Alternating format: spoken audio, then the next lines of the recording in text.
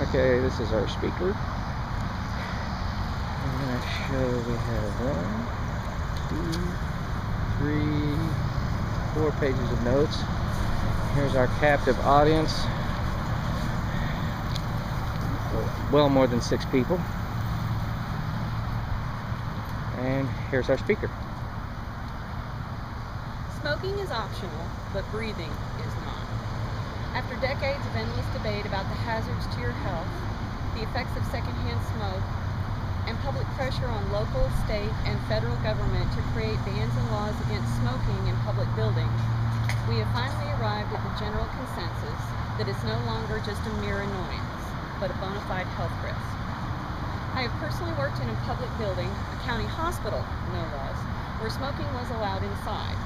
At the time, back in 1991, it was still acceptable to smoke indoors in the work environment, even in the healthcare industry. Today, I'd like to tell you briefly about how smoking began, how society has viewed it in the past, and modern-day attitudes that have fostered positive change. To begin with, you should understand where tobacco came from and the basic beginnings of the practice of smoking. According to www.tobacco.org, it's native to South and North America, and it was discovered in about 6000 BC. The Mayan Indians were the ones that cultivated it, and they did it for medicinal, ceremonial, and religious purposes, and used it as a cure-all and to dress wounds and actually as a painkiller.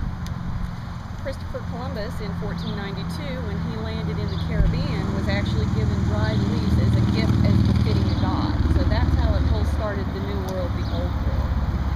In his journal, he wrote, "The natives brought fruit, wooden spears, and certain dried leaves, which gave off a distinct fragrance." Soon after, European sailors on their excursions to the New World brought it back and started to grow and cultivate it, and smoking quickly spread. Now let's take a closer look at how society has viewed smoking in the past. Main reasons that it was so popular in Europe is that it was believed to have healing properties. Cured bad breath, appetite suppressant, it was even prescribed for the plague, and it was noted to have 36 different cures for health problems. Its popularity in the UK prompted the colonial tobacco establishment in Jamestown, so that unlike tea, they would have their own supply. Use exploded in World War I, and cigarette sales were at an all-time high in World War II, where they were actually included in C rations. And 75% of all cigarettes produced were given to servicemen. During the 1950s to 60s, more evidence connected smoking and lung cancer, so the industry created filtered and light cigarettes to address the health concerns. Now, we look at modern-day attitudes about smoking in public buildings, and we examine how this has fostered positive change. In the 1960s, the biggest change was the Surgeon General's report on smoking and health, and that allowed government to regulate advertising and sales of cigarettes. Changing attitudes at the time started the beginning of the anti-tobacco and anti-smoking campaigns, according to the CDC.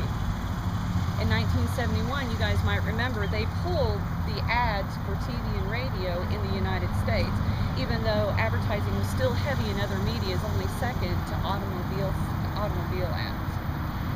Since the 1980s, federal, state, and local government have restricted cigarette smoking in the workplace, and in 1982, it became politically incorrect to smoke in public places.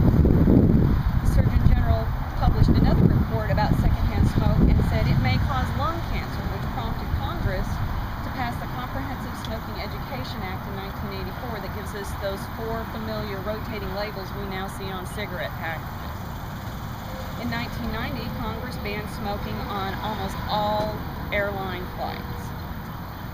Citing the government website www.govtrack.us, on June 6, 2009, President Obama signed the Family Smoking Prevention and Tobacco Control Act, which is pretty much unprecedented. It says to provide authority to the Food and Drug Administration to regulate tobacco products under the Federal Food, Drug, and Cosmetic Act.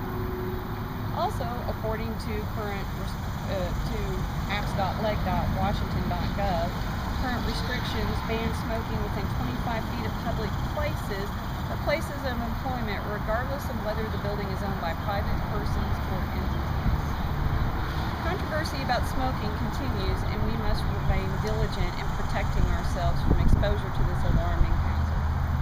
We've examined our views of the past, current times, and changing attitudes. We've looked at the history of tobacco has played in our society and throughout the world. We no longer have any excuse for simply taking ordinary measures. Remember, smoking is optional. Breathing is not. All right.